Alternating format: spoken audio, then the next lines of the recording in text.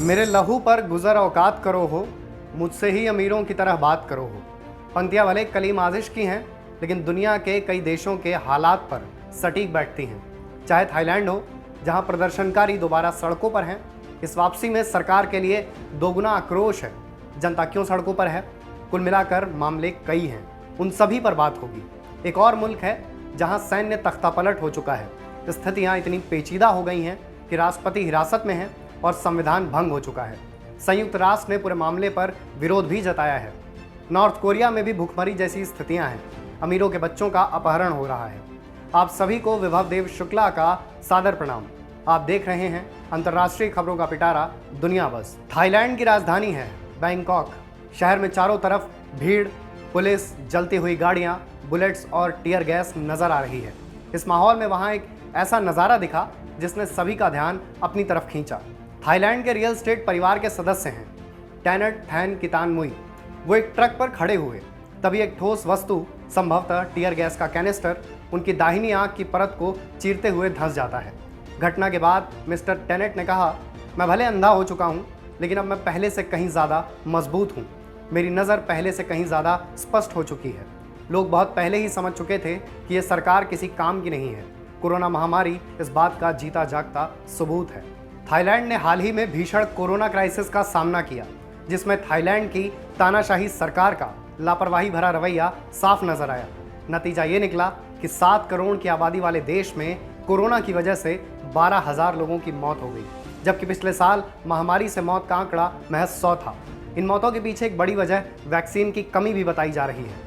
महामारी का सीधा असर देश की अर्थव्यवस्था पर भी पड़ा, पर्यटन पर भी चोट हुई और मैन्युफैक्चरिंग सेक्टर भी ठप हो गया। ऐसे में सबसे बड़ा सवाल यह है कि विरोध करने वाले लोगों की मांग क्या थी, क्योंकि सरकार की कमान थाईलैंड के प्रधानमंत्री प्रयुत चैन-ओचा के हाथ में थी, लिहाजा सबसे ज्यादा गुस्सा उनके खिलाफ था। चैन-ओचा ने 2014 में सत्ता संभाली थी, जब वो थाईलैंड की सेना के प्रमुख थे। प्रदर्शन करने वालों के मुताबिक उनके पीएम को इस्तीफा दे देना चाहिए। फिलहाल वहां दंगा नियंत्रण करने वाली पुलिस और प्रदर्शन करने वाले लोगों के बीच टकराव की स्थिति बरकरार है। अब ये तो आने वाला समय ही बताएगा कि वहां के हालात कब तक सामान्य होंगे। अब बात एक पश्चिमी अफ्रीकी देश गिनी की, जहां सैन्य तख्तापलट हो चुका है। बागी सैनिकों ने 5 सितंबर 2021 को राष्ट्रपति भवन के पास खूब गोलीबारी की। इसके कुछ घंटों बाद राष्ट्रपति अल्फा कोंडे को हिरासत में ले लिया गया। इसके बाद वहां से सरकारी टीवी पर सरकार भंग करने का ऐलान किया गया। टीवी पर देश की सीमाओं को बंद करने का ऐलान करते हुए सेना के कर्नल ममादी डुम्बोया ने कहा कि अब देश का संविधान अवैध है। उनका यह भी कहना था कि देश को बचाना सैनिकों की जिम्मेदारी है। अब देश की राजनीति एक आदमी को नहीं सौंपी जाएगी, ये आम जनता के हवाले की जाएगी। इसके बाद मामले पर कई सवाल खड़े होते हैं, जैसे डुम्बोया को सेना के भीतर कितना समर्थन हासिल है, डुम्बोया अन्य सैन्य गतिविधियों को नियंत्रित करने का प्रयास करेंगे या नहीं। गिनी की सेना जुंटा स्थानीय नेतृत्व को लेकर भी एक आम ऐलान कर चुकी है, जिसके तहत स्थानीय कमांडर गिनी के सभी गवर्नर्स की जगह लेंगे।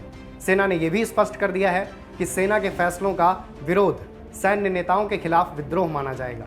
पश्चिम अफ्रीका के क्षेत्रीय समूह ECOWAS ने इस घटना की निंदा की है। साथ ही में यह भी कहा है कि कोंडे को तुरंत नहीं छोड़ा गया तो देश पर प्रतिबंध लगाया जाएगा।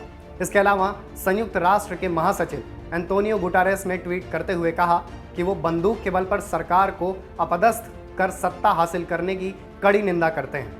अब बात एक ऐसे देश की जहां आधे से ज़्यादा मामले दुनिया के सामने आते ही नहीं।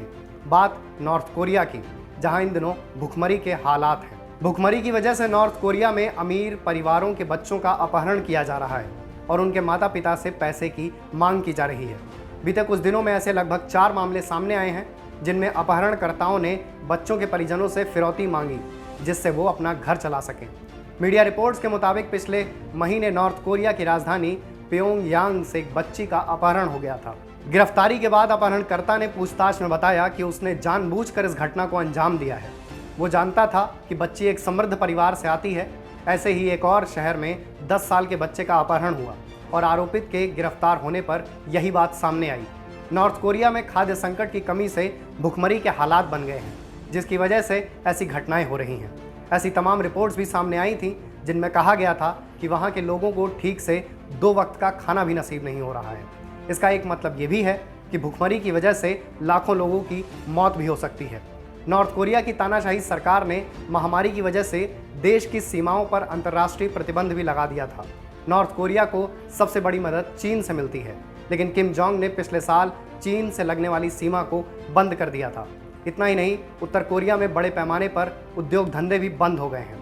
साथ ही पिछले साल आए तूफानों और खराब मौसम की वजह से नॉर्थ कोरिया में फसलों की उपज भी कम हुई है, जिसकी वजह से नॉर्थ कोरिया में भुखमरी का संकट उपजा है।